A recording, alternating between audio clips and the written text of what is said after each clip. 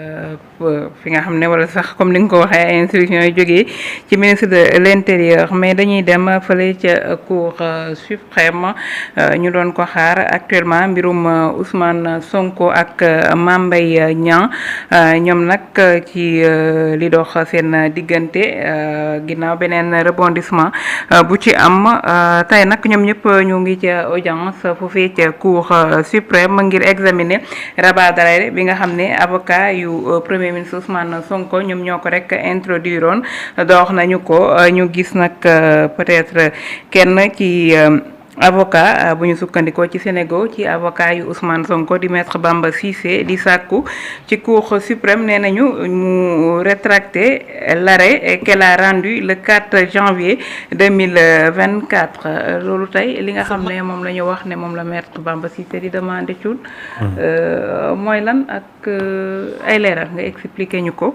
parce que mu ngi jëm ci ñuy wax rek ci li nga xamante ne ni moom jàpp na ne interprétation bi ñu ci bëgg a def dafa erroné bu fekkee ne dañu jàpp ne sax dépôt bi ñu def dafa yéex. waaw rétracté moom c'est très simple mooy weddi li nga waxoon. ñu dellu ginnaaw. waaw maanaam bu dee ci document ay genre yi. mooy retirer li nga waxoon. c'est aussi simple que ça donc. cas bi mooy li ñu tegoon Ousmane Sonko. waaw tey daan ñu dindi ko. waaw maanaam lu Cour suprême waxoon ne. Ousmane Sonko mii. ci pourvoi en cassation bi. xam nga da waxoon ne. maa ngi dëggal di cour d'appel wax. cour d'appel li mu wax mooy Ousmane Sonko. d'accord yow dañ lay daan 6 mois avec sursis ba pare nga fay dommage intérêt 200 millions de francs CFA ba pare ñu def la lu ñu tuddee l'application de la contrainte par corps au maximum léegi cour suprême ne ñu indi ko foofu pour ñu def pourvoi en cassation. cour suprême ne dëggal naa 6 mois avec sursis dëggal naa 200 millions yi mais écarté naa lu ñu tuddee la contrainte par corps. et cour suprême rendre un arrêt et cet arrêt c'était donc ça et l'arrêt boobu noonu. mu nekk la décision de justice moom moo empêché Ousmane Sonko mu nekk candidat à l'élection présidentielle. léegi nag les avocats de Ousmane Sonko ñu def lu ñu tuddee un rabat d'arrêt. Cette procédure exceptionnelle le rabat d'arrêt c'était quoi ça consiste justement à demander la Cour suprême toutes ces chambres réunies ñu wax ci loolu nga xamante moom mooy rabat d'arrêt ñu wam di avocats yi sàkk mooy Ousmane Sonko mii ñu tere woon li ñu daan mooy yéen Cour suprême yéen a confirmé cour d'appel léegi dañoo bëgg ngeen rétracté wu maanaam retirer leen yéen seen arrêt bii di daan Ousmane Sonko mais ngeen infirmer donc mooy kon weddil sa bopp loolu la bëgg loolu lay tekk ci langage wolof bu simple mooy yow yaa waxoon ne waa ji mënul jamono ñëw ñu ne la yow mi waxoon mënul léegi waxal ne mën na xam nga loolu weddi mooy weddil sa bopp léegi loolu lañ ko bëgg a wax léegi loolu lañ ko bëgg a wax léegi nag ñoom ils ont dañoo soulever woon ñaari exception yu am solo mooy l'exception d'inconstitutionnalité ak lu ñu tuddee la nullité de la procédure et gis naa keroog am na nag ku leen di tooñ te nee na soo leen jëlee information dañ koy tuddoo ko tey tudd ko. Sénégal laa ko jëlee. Sénégal nga ko tuddee. boobu laa gëj page. am nga jël am na koo xamante ne yéen la doon da leen maa ngi cité léegi Sénégal nee naa la. bu ma kon ko ci information yi ma gis. waaw dafa am ex-boss bu nekk. Sénégal man bu joxewaatee information. cité naa léegi Sénégal. am boobu problème. waaw maa ngi nii teg sama téléphone. damaa gis Max di casse merci beaucoup waa Sénégal. Sénégal. Sénégal laa jëlee man sama li may lire. mais li ma envoyé du Sénégal. léegi loolu la léegi Fatou. ñu ne li ñu tuddee l'exception d'inconstitutionnalité. léegi nag loo mën a déggee ci l'exception d'inconstitutionnalité. mooy tey ci biir procédure d'accord ñu poser acte wala ñu jël décision boo xamante ni dafay violer la constitution. loolu mooy inconstitutionnalité les avocats yi nag léegi ñoom dañoo jàppoon ne. suñu soulever l'acte li ñu tuddee l'exception d'inconstitutionnalité la Cour suprême mën na taxaw ci loolu pour mu yombal li ñu tuddee mu infirmer maanaam mu delluwaat ginnaaw wax beneen décision bu wutee li confirmer li ñu tuddee daanu Ousmane Sonko concernant dans son dossier l'opposant à Mame Mbaye Niang léegi nag cette exception d'inconstitutionnalité dañ ko déclarer irrecevable déclaré ko irrecevable mooy jàpp nañ ne baaxul. parce que moom dafa yéex a ñëw. dafa yéex a ñëw buñ ko waroon soulever wuñ ko kon mbir biñ ko waroon soulever weesu na donc dafa passé voilà merci. dafa passé léegi nag Cour suprême nee na loolu même si passé na sax loolu sax njëriñam woon son importance c'était d'accord un simple moyen de cassation maanaam procéder la rek pour annuler une décision et ici maintenant mu ama beneen Maître Bamba Cissé d'après l'information que tu m'as envoyée selon Bamba Cissé l'exception d'inconstitutionnalité constitue une question préjudicielle qui peut être soulevée à tout moment de la procédure mooy Maître Bamba Cissé jàpp na ne principe d'inconstitutionnalité moom heure boo xamee ne procédure bi jeexul mën nga ko soulever à tout moment man nag loolu ki may wax tamit loolu la ma doon jàngal mooy le principe d'inconstitutionnalité peut être soulevé à toute étape de la procédure donc c'est comme aussi la liberté provisoire elle peut être sollicitée à toute étape de la procédure avant le jugement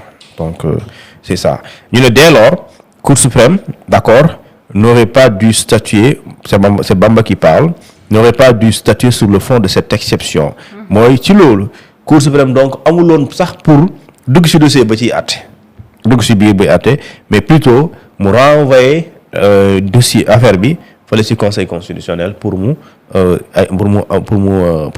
kii ci pour mu wax ci mu ne seul compétent parce que moom jàpp na ne conseil constitutionnel moom rek moo compétent pour prononcer wu ci conformité article 260 du code pénal à la constitution bi nga xamante ni moom mooy constitution bu Sénégal léegi code pénal 260 donc loolu mooy li nga xamante ni moom mooy li am maintenant ça veut dire que les débats sont en cours mais plaidoirie la wax pour défendre ce client mais pour motiver défendre ses arguments yi nga xamante ni da ngaa joxe un mémoire de défense déposé ko Cour suprême wax ne les juges sukkandiku leen sur lii pour d'accord yéen Cour suprême moom moo dajale woon mais yéen chambre yëpp na daje léegi yéen na ngeen rétracté wu na ngeen retiré arrêt bi ngeen wax ni dafa daan Ousmane Sonko ngeen annulé ko.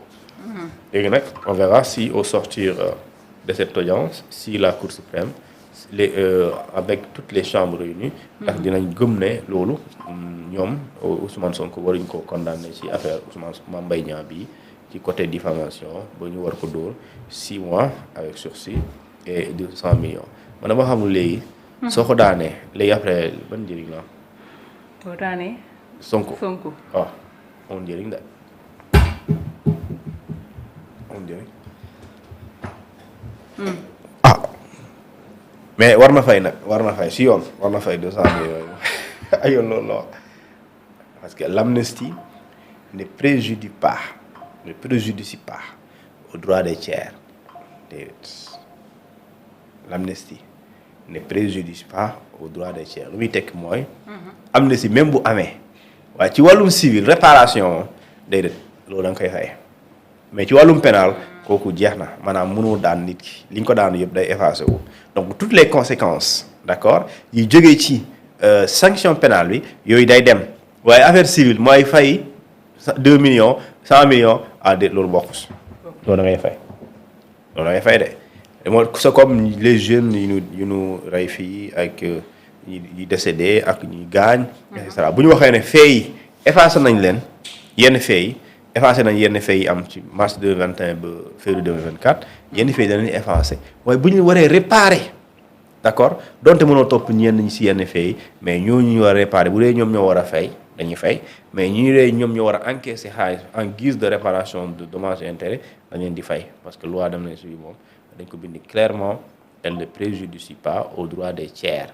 donc mooy nit ki su amee droit nga fay ko dommages et intérêts da nga koy fay mais mënoo ko ñàkk a fay tout en tenant compte justement que am na si jaar na fi effacé wu loolu donc léegi nag soo ko daanee supposons nga confirmer Cour suprême lu mu waxoon coow li jeex et après jeex na d'accord foofu 200 millions rek te 200 millions yi yoon daf ne mënoo ko forcer bu fay la ko maanaam mënoo ko forcer bu la ko fayul nga tëj ko te daan bi nga ko daan 6 mois yooyu amul benn effet parce que moom dañ ko rajjee woon ci liste fichier électoral bi. moom dugalaat na parce que Amnesty moo ñëw effacé ko léegi après léegi moom c'est quoi les conséquences yi lan la moo jaaxal. te mënoo ko forcer huissier mën a def constatation bu waa d'huissier nga ne ko dama fay am na kër bu nekk fii 100 millions lay jaar am na beneen léegi su ma fayul nañ ko saisir mënoo ko def. mënoo aussi dem ci banque yi nga ne na ngeen saisir bloquer son compte bancaire mënul ne léegi c'est quoi le problème. te man lu tax Cour suprême di wax si loolu tamit dossier boo xamante ni am na si jaar na fi ma de gëmoon naa duñ ko tëj nag franchement gëmoon naa ko de. n'est-ce pas avocat yi ñoom ñoo ko bëgg. Ousmane Sonko ñoom ñi nga xamante ne nii amnistie bi mu ñëwee peut-être ñoom la arrangé ndax daanoon nañ ko amnistie ñëw. déet ñoom xam nga booy dem yoon nag avocat yi. seen grande fierté de mooy. ñu am ndam. ci dossier bi amuñ ndam ils ont échoué non jaar na wala jaaru yoon waaye conclusion yi moo amuñ ndam wala.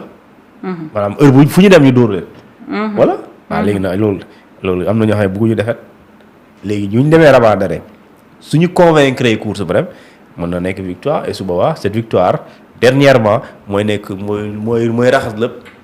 waaw léegi nag su boobaa loolu mooy le cas en tout cas su confirmer daan bii passé arrêt bi le 4 janvier bi amoon c'est-à-dire que amul benn effet ci wàllum pénal concernant Ousmane Sonko amul.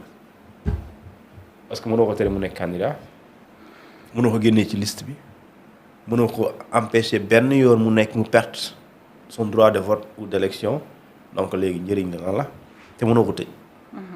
parce que fait yi existé wul léegi nag fait bu existé wul nag vraiment auteur doo ko toog man kay lu taxal ñu koy tijjuwaat fële moo ma jaaxal. avocat yi que ci loolu la ñu waroon sukkandiku mais puisque ñoom dañoo bëgg beneen occasion pour amaat ndam sa client nag.